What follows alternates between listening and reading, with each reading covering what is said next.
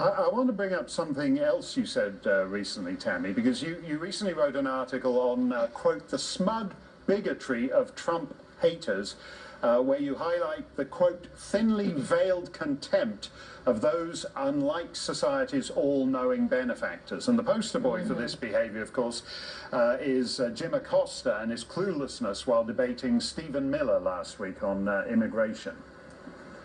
Are we just going to bring in people from Great Britain and Australia?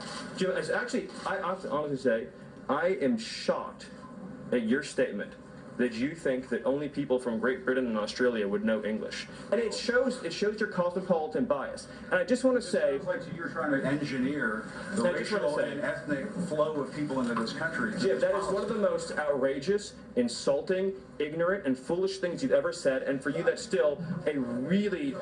The notion that you think that this is a racist bill is so wrong and so insulting.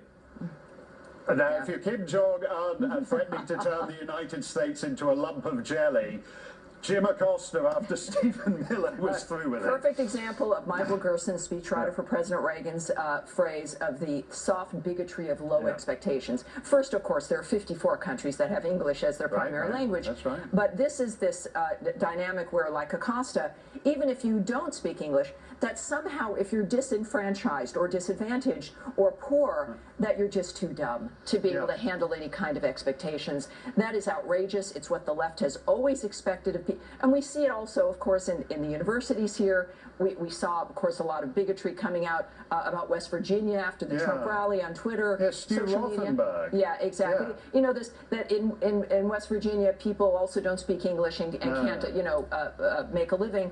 The fact of the matter is, this is that from the high tower looking down on people who they just think can't handle it because they didn't go to Ivy League schools, or maybe they don't even have a college degree. But considering the condition of Washington, I think that maybe it's the college degree is the problem these days.